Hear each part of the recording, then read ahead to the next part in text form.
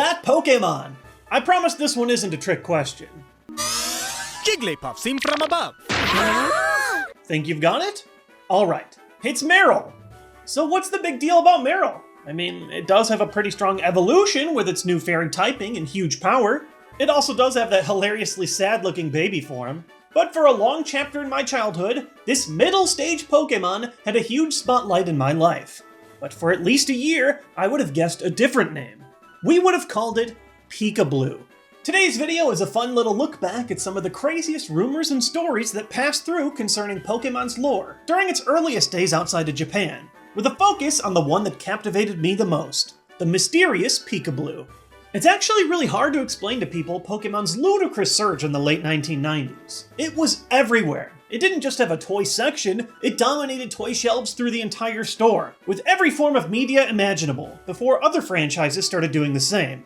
The original Red and Blue game sold over 31 million copies combined, way more than all the sold copies of X, Y, Omega Ruby, and Alpha Sapphire combined, and that doesn't even include the 14 million more from the Pokemon Yellow side version. In many ways, Pokemon was a universal language, and with that language came a treasure trove of urban legends. And as such, for at least a year of my life, I heard everyone in the United States refer to this blue little guy as Pikablu. How did this happen? As Timmy Turner would say, Internet? Now today, if Japan so much as releases a brief exclusive item, the internet is there to pounce on it and translate it to the rest of the world immediately. The Sceptile leak for Pokken Fighters, that got to the rest of the world instantly, and now we're able to watch the Japanese trailer for it worldwide with websites like YouTube. But the 90s internet was a little bit different. There were no translation tools, barely any video clips, and even images were hard to find in a size that was larger than a thumbnail. Around the time of Pokemon's release in the United States, less than half of homes even owned a computer, while barely 1/4 of homes even had internet access at all.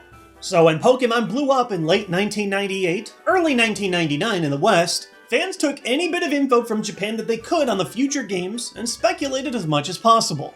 Meryl was one of the Pokemon first revealed in the second generation, as early as the Pikachu Summer Vacation short that came along with the first movie.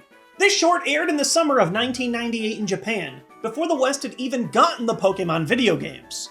And because of this, when Americans first went to try and find the mysterious Pokemon from a possible sequel game, they found this little blue mouse a lot.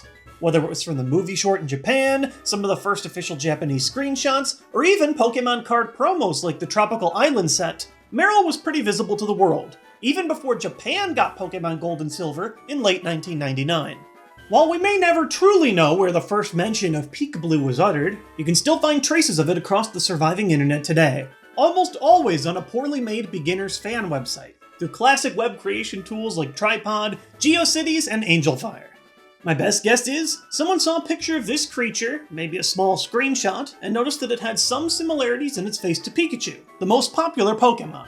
Over time, tales of this mysterious blue Pikachu passed from person to person like wildfire, from the playgrounds to locker rooms, until enough people had heard the rumor to start posting about it to their websites with added myths and maybe some false information.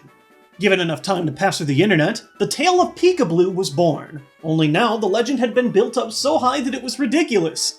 Pikablu was now the hidden evolution beyond Raichu, one of the strongest Pokemon in existence and part of an elite crew known as the Hoecake Gods. Oh, and by the way, I totally have one, but you can only get it with an extreme Gameshark cheat code that only I know how to do, and if you can't get it, you're probably just doing it wrong.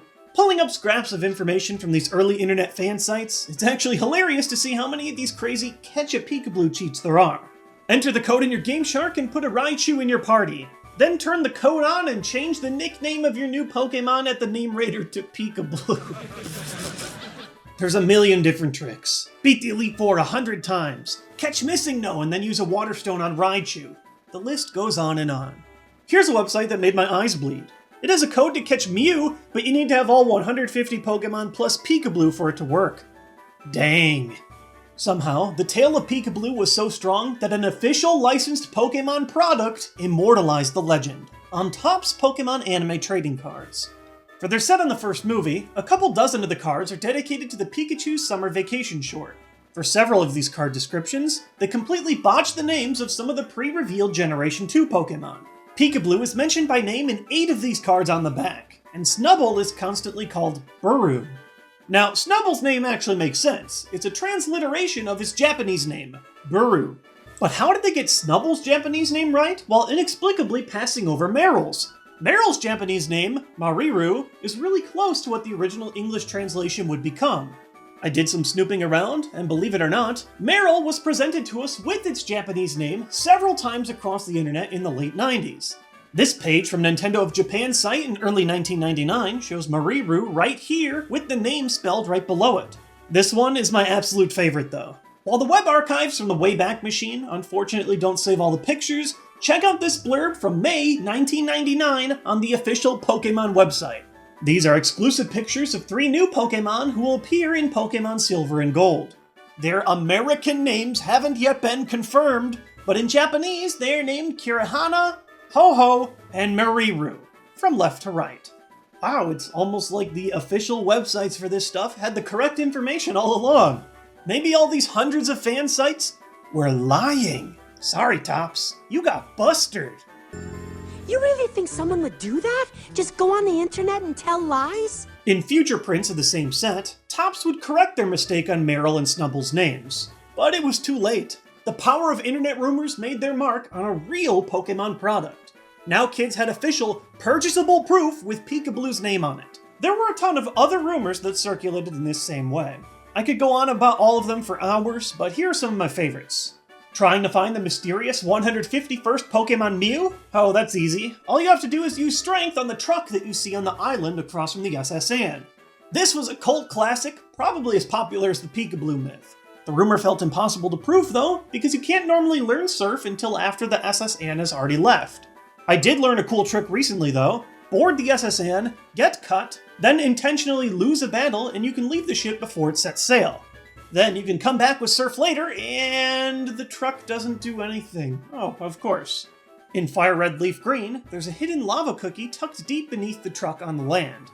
Perhaps as a reference to the original urban legend, but no Mew to be found. Another popular place many would suggest to find Mew is Bill's Garden. By completing very specific tasks, Bill will let you enter the space that the game shows above his home, into a garden where you can capture exclusive Pokemon like Mew, Pikablu, and other Hoecake Gods. That mysterious space right above his house was just so enticing. But in Fire Red Leaf Green, they ended up correcting what was surely a graphical mistake in the original games by extending that wall fully behind his house. We've used that term a lot. Hoecake Gods. Just what are they? Honestly, it's a huge overarching term for Pokemon that you couldn't get in the original games. Either the mysterious Generation 2 Pokemon we knew nothing about, strange cases like the Venustoise that Ghastly creates in the Pokemon anime, and then there's just straight up fake Pokemon. My personal favorite of all of these are the accepted names of Pokegod evolutions for the original 3 starter Pokemon. This was 15 years before we'd finally get Mega Evolutions, but once upon a time the legend was that Venusaur would evolve into Saposaur, Charizard would evolve into Charcolt, and Blastoise would evolve into, get this, Rainer. These just might be the 3 worst fan names I've ever seen in my life, but somehow you can find legends about these specific 3 names all over the internet. Oh yeah, and you need a Mist Stone to evolve them obviously. That gives you all the Pokegod evolutions. The list goes on and on with fanfiction that gets worse by the second, with Pokemon like Spooky, the evolution for Gengar. Or how about the made-up classics like Doomsay and Doomsday? Millennium! The list goes on forever. I'm sure you get it. The internet was a very different space in the late 90s, and people believed things too easily. But still, some of this seems so fake it just doesn't add up. How did anyone believe these outside of small children? The answer is simple. Pokemon already made the impossible happen, thanks to these 2 characters especially. One is the hidden 151st Pokemon in the Pokédex. It can't be found in the game naturally, but special Gameshark codes and Japanese contests have made it for real. Oh yeah, and it can learn every move in the game. And we've already done a whole video on this already, but Missingno is a glitch Pokemon. It's a garbled mess of graphics. It has the hidden bird type that can't even be found in the game, and it gives you what seems to be infinity items in the 6th slot. Taken at face value, both of these insane rumors are somehow completely true. Because these tales were actually real, it became a lot harder to tell which stories and myths were actually fake. Nintendo even added to the fun with their own fake Pokemon. Nintendo's official website, and yes, this is what their official website looked like back then, posted a story on April Fool's Day that involved how to evolve your Lickitung into a Luigi. Nintendo Power dropped a detailed ruse on how to evolve your Dragonite into a Yoshi, submitted by J. Esther. Jester. Oh, that's good. That's about all I've got for today, but it definitely was a lot of fun going into the Wayback Machine and digging through all these pre-2000s websites to relive this era. Out of curiosity, I went to Twitter to see how many of you had ever even heard of Pikablu before, and it looked like at least a solid chunk of you have never heard the tale.